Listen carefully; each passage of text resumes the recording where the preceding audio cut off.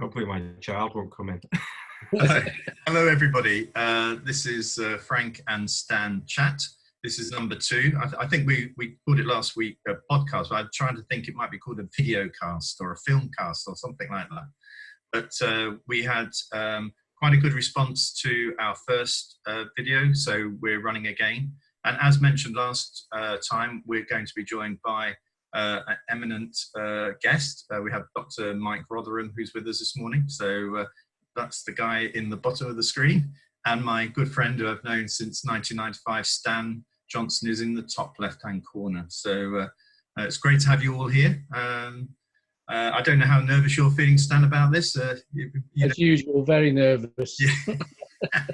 Mike, I think you're an expert at these podcast sort of things, aren't you? You've been doing a few recently. I've had to. Yeah. Can't get out. Yeah. My way of connecting with the world. Yeah. Okay, well, Mike, I think last time Stan and I introduced ourselves, it might be useful if you give us a little bit of background about yourself, I think. Yeah, so I my primary background is in elite sports. So I work as a performance psychologist in elite sports. So with the English Institute of Sport, but also with England cricket as well. So the past 15 years, I've worked in high performance sport, but also blending that time, doing work on this side as well with heads and going into schools, providing support as well, because they found the metaphor works quite well. Is it true? I mean, was it true that you were the performance czar for the England women's cricket team on that? Yeah, that's right. That's right. So I've come away from being on the front line with the women now. So I'm working more now with the senior team, the senior sort of staff who help shape the environment now. But yeah, for over the past 3 years, I've been traveling the world with England women's cricket team. It's funny because I'm a keen cricketer, and I really feel as though that day at Lord's when England beat India was probably one of the most amazing sporting occasions I've seen. So it's just it's still there at the back of my brain. It will always be one of those magic cricket moments. So yeah, they replayed that on Sky the other day, and someone sent me a screenshot saying, "God, you must have aged in the last 2 years." Anyway, well, thanks. I mean, if you've played a part in that, Mike, it's great because I look back on that as a really, really fond memory. So anyway, let's move on. We have a few ground rules here. One of the things that we made these up on the spur of the moment last time, but I think they worked. We were going to be positive. We weren't going to slag anybody off. We were going to be honest, and also I think importantly we need to appreciate the difficulties that people are experiencing at the moment. Stan and I have a number of years of leadership behind us, but neither of us have faced anything like this. So I think we want to just be a little bit sympathetic to sort of some things that happen, but there's clearly things that we can learn from this. And you said last time, Stan, we want to be kind. Yeah, we want kind comments, is what I said. Yeah. We didn't have any negative, but I'm sure they'll come. Okay, so the first bit we're going to do is what caught your eye. So Stan, do you want to kick off?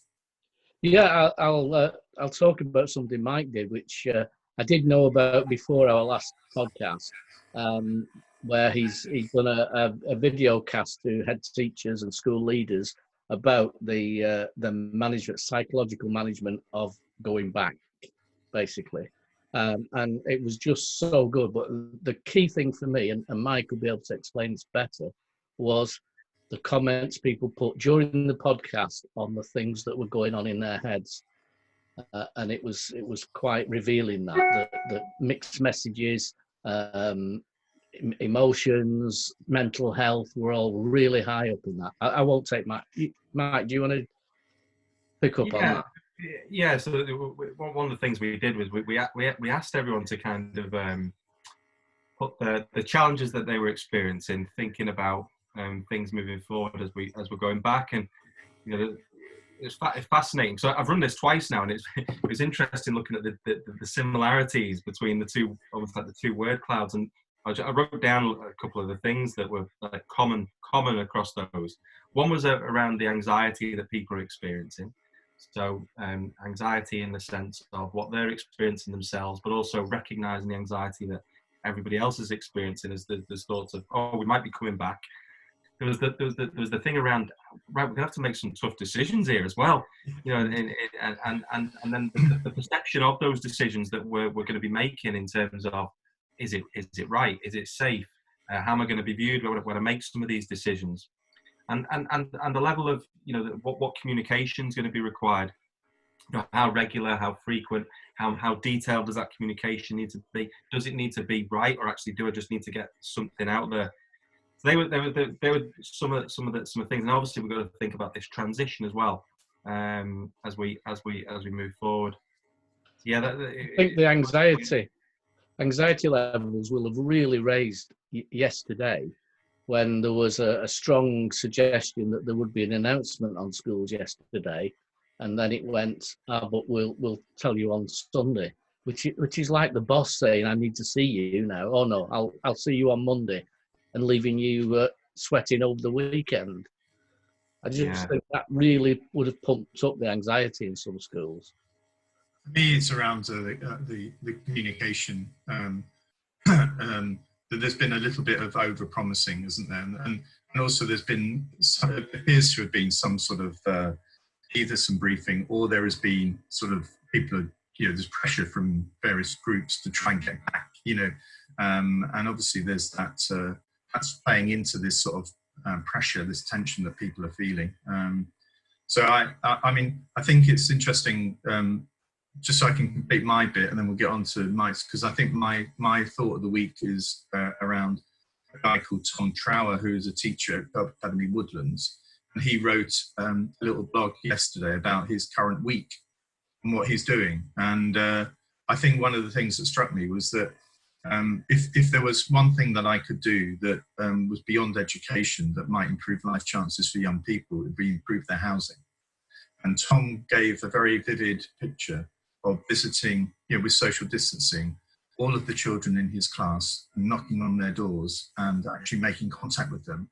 And the thing that struck Tom was that a lot of them live in back-to-back houses in Leeds, and you know, in East Leeds, and just the levels of disadvantage that he noticed, you know, and the challenges that faces.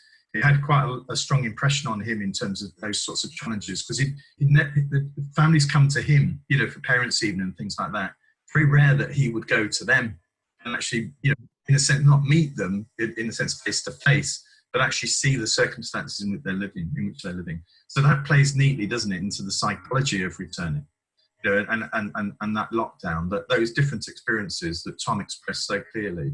You know, we need to be sympathetic in some respects and understand more deeply what those circumstances are, in order to really understand what the needs of the individual child are when they come back. Absolutely. Yeah. So Mike, that might lead into you now. So what are your thoughts then in terms of you know, the what's it going to be like, I suppose, and how can staff and children come back together to create a united whole, really? I think you've hit the nail on the head there, Frank, because you've talked obviously about there's obviously a logistical journey that people are going to be taking to this. So thinking about classroom setups and making sure that all the health and safety is you know, it fits with the obviously 2 meters social distancing, making sure we've got hand sanitizers, making sure the environment is physically safe. But there's also a psychological journey to this as well. And I think that's what we need to make sure we get right, is not just thinking about the logistical journey, it's thinking about the psychological journey as well.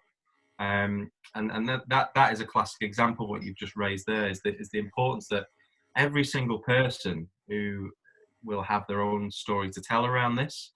And it's important that as leaders that we are, we step into that, and we recognise actually what's your story been like, and empathising with people's stories, so we can truly connect with them on another level.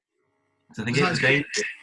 Yeah, the danger is if we just go into this, we're just going to go straight back in. We'll lose people very, very quickly.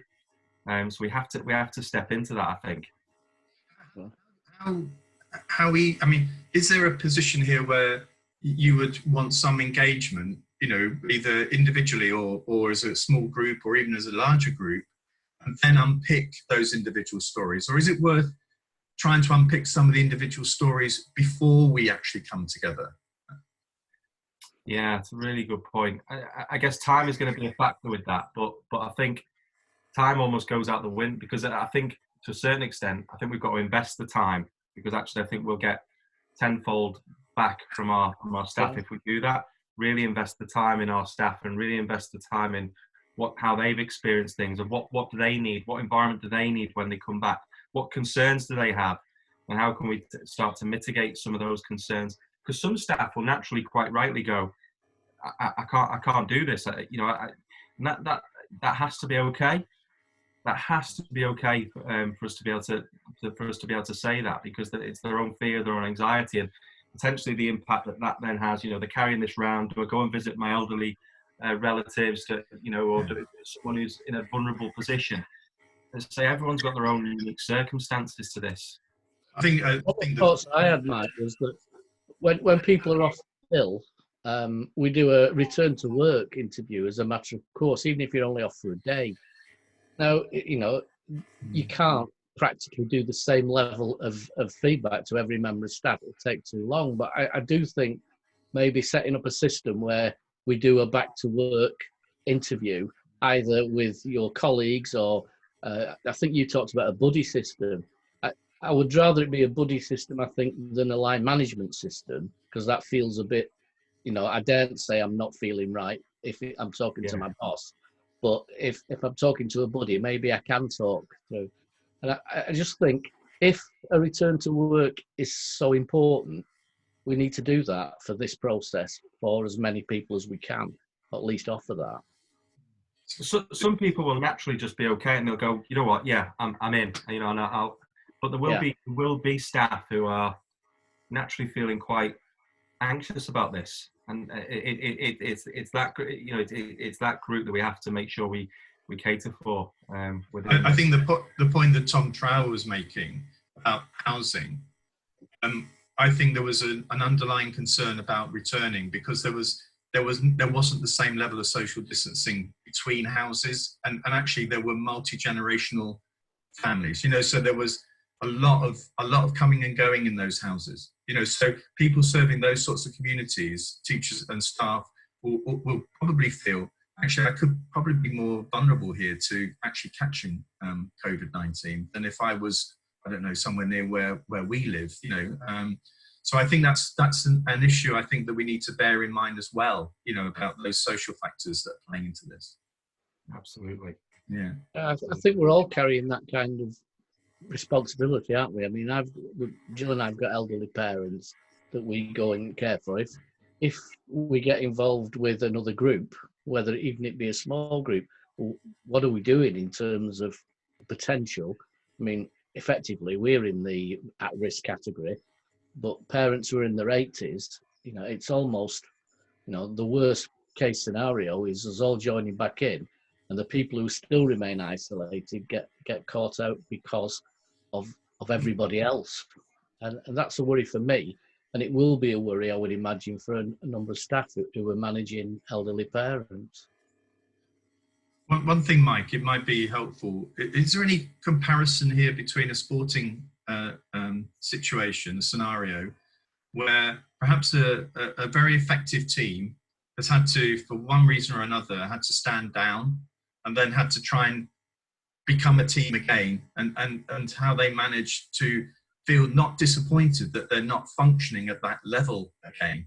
I'm thinking about perhaps the end of a season, and then you have the summer break, and then you're back in very much the same team, but it doesn't seem to work in quite the same way. Yeah, we had a very interesting experience with the women's team, actually. So we went from record number of wins over last summer. So we just come off the back of the series with the West Indies, and I think we had 14 straight wins, most number of consecutive wins in international women's women's game, and straight into an Ashes series, and lo and behold, that was like all of a sudden the world just turned upside down in an instant. We obviously lost the series. We lost our head coach, who'd obviously were two World Cup finals, one of which we won, one of which we lost. Incredible, really. Drawn Ashes series out in Australia, and then all of a sudden everything's just been turned upside down, and now all of a sudden you've got an uncertain world of people looking over the shoulder thinking about jobs. They're looking over the shoulder thinking about, am I doing the right job? Am I making the right decisions? So there are parallels, but I would say this is on a different, what we're experiencing now is on a completely different scale, really. How important are key players in the team? You know, thinking about in that cricket team, were there some players who perhaps stepped forward and felt more comfortable in leading, rather, and it actually wasn't the traditional leaders, you know, the captain or whatever, the manager or whatever, but it were other players, people that perhaps were being valued because they're bringing something fresh and new to the situation. I'm just thinking, definitely. Definitely, Frank, and you're right, and it's that idea of some people step up and they go, right, have we thought about this? Have we thought about doing it this way? These might be some things actually we can learn moving forward. And I think certainly as we go into this part, this is this idea of there's one of the things I picked up the other day is that the heads feel that and numerous comments that came back after that talk the other day. And everyone kind of the theme was thank God it's not all on me to make the decisions, and actually that recognition that actually we can utilize the people within our team to help us move forward, and that was almost a relief to actually hear someone go, it's not all on you. You don't have to have all the answers. I was talking to a head this week, and he was saying they've run through as many scenarios as they think they can. None of them work perfectly, as you don't expect. But he was desperately saying that there has to be a national decision made over some of the aspects of who goes back, when they go back, because if they leave that to individual schools to sort out, heads will come under so much pressure from parents, from the community, that it won't be sustainable for them. Definitely, and understanding, that's the hard bit, isn't it? Because when we're making decisions, like every decision that we make is scrutinised, and this is on another scale, isn't it? Because every decision that we make now is under the microscope as well. Yeah. It's going to be judged, and that's so hard. And I feel for heads in this particular situation. Okay. Well, I think our 15 minutes has virtually run out there. So, quick. Yeah, very quick. I mean, I think that I found it really interesting, Mike. I mean, the perspective that you bring, and there's also, I have to say, a freshness to it as well, because it's not all rooted just in an educational setting. So, I'd love if Stan agrees, I'd love to have you back. Can I just do a quick shout out, Mike? Yeah, please. Kendra, who I know Mike knows, her mother, in a sense of irony last night, her elderly mother, went out to clap the NHS and fell and ended up in A&E. Wow. So just making sure she turns out okay, everything's all right there. Yeah. Sense of irony. Well, yeah, all right. Yeah, I'm sure. Okay. Well, thank you very much, Mike. Thank you, Stan. We'll hopefully do a third one of these next week. I have to say I've had a bad sort of Ofsted experience this week, Stan, so it might be that we've been putting off this Ofsted one, but yeah, I'm up for that. We should store that one up. I'm still feeling a bit raw about it, so perhaps we'll look for another one at a different time. I'll have to impose the rules then. Yeah. No criticism. Anyway, thank you very much, Mike, and I hope the work you're doing, the podcast you're doing next week, what we'll do, folks, is we'll put a little link in with the YouTube, so videos, so that if you want to pick up on Mike and what he's doing, you can get the link by looking at the YouTube video page. Okay, so thank you all very much, and I'll stop the recording.